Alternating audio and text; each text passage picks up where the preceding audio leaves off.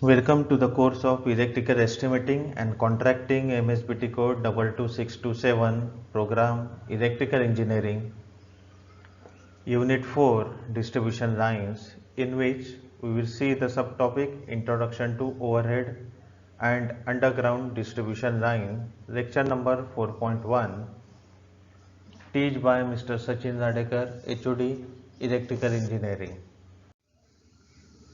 Course outcome and the learning outcome. Course outcome: prepare estimate of overhead and underground distribution lines. Learning outcome: understand the difference between overhead and underground distribution lines.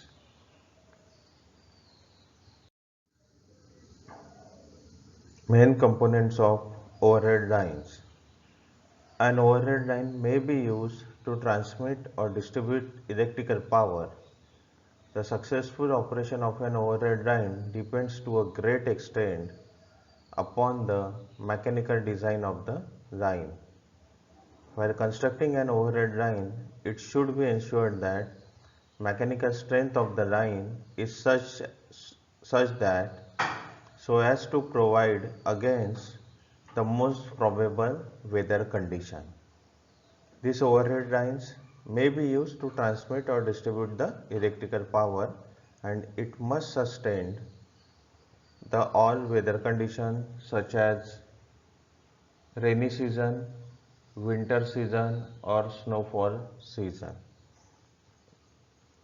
The main component of an overhead lines are: first is conductor, which carry the electrical power from the sending end station to the receiving end station.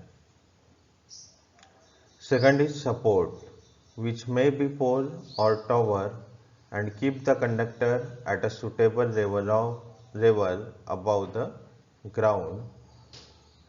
These supports may be RCC pole, steel tubular pole, etc. Insulators, which are attached to support and insulate the conductor from the ground.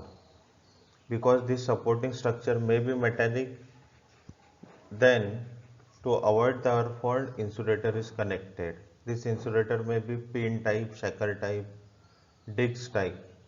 Depending upon the voltage level, these insulators are used. Then cross arm, which provide support to the insulators. The cross arms where insulators are connected and on which conductors are placed. The miscellaneous aids such as face plate, danger plate, tightening arrestor, anti-clamping wires, etc. are connected to the overhead conductor lines with the help of the supports and insulators. Overhead versus underground system. In first picture, we will see the overhead transmission tower with these insulators, and this is the cross arm. In second picture, we will see the underground cables laying below the ground level. So we will see the difference between two systems, that is overhead and underground. Overhead versus underground system. First is public safety. This is the prime important factor. The underground system is more safe than overhead system because all distribution wiring is placed underground and there are little chances of any hazard. Second is the initial cost. The underground system is more expensive due to the high cost of trenching, conduits, cable, manholes and other special equipments.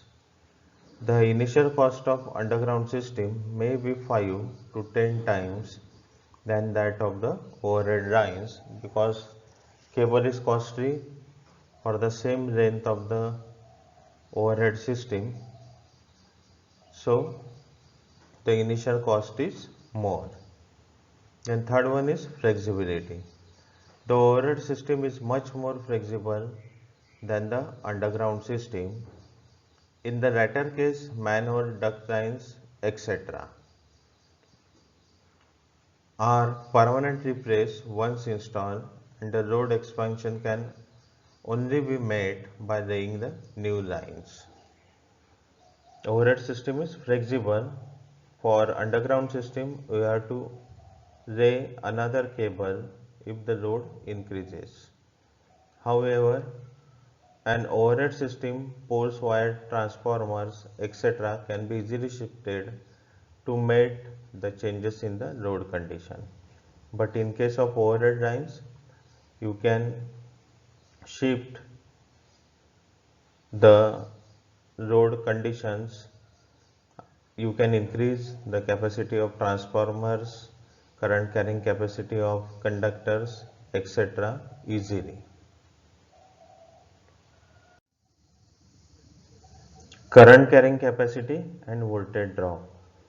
An overhead distribution conductor has a considerably higher current carrying capacity than an underground cable conductor of the same material and cross section.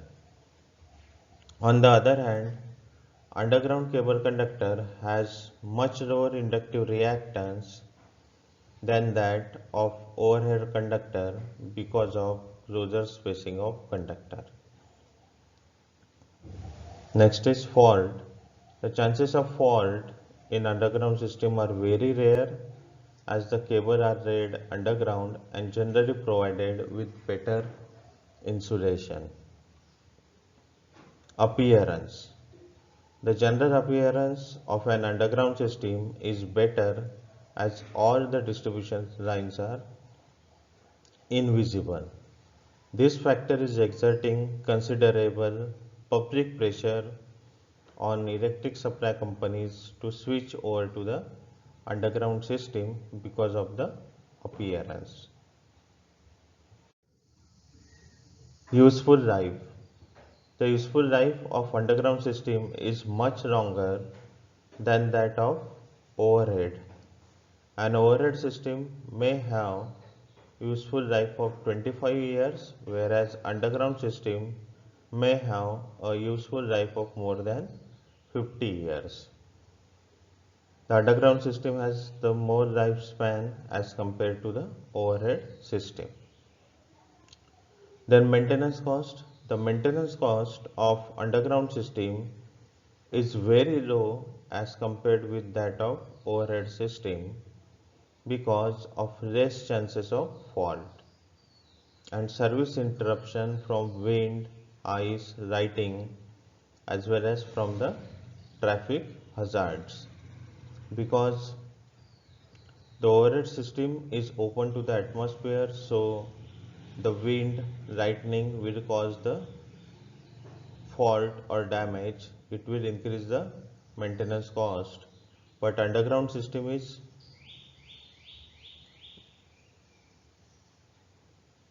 very less chances of these natural calamities, that is wind, ice, lighting. So the maintenance cost of underground system is low. Then interference with communication circuits. An overhead system causes electromagnetic interference with the telephone lines. The power line currents are superimposed on switch current, resulting in the potential of the communication channel being raised to an undesirable level. However, there is no such interference with the underground system. So, due to underground system, the interference is very low. So, summary of today's lecture, we learn what is overhead line, what are the different parts used for overhead line construction. Secondly, we have seen the main difference between overhead lines versus underground cable on the factors such as public safety, appearance, maintenance cost, initial cost, etc.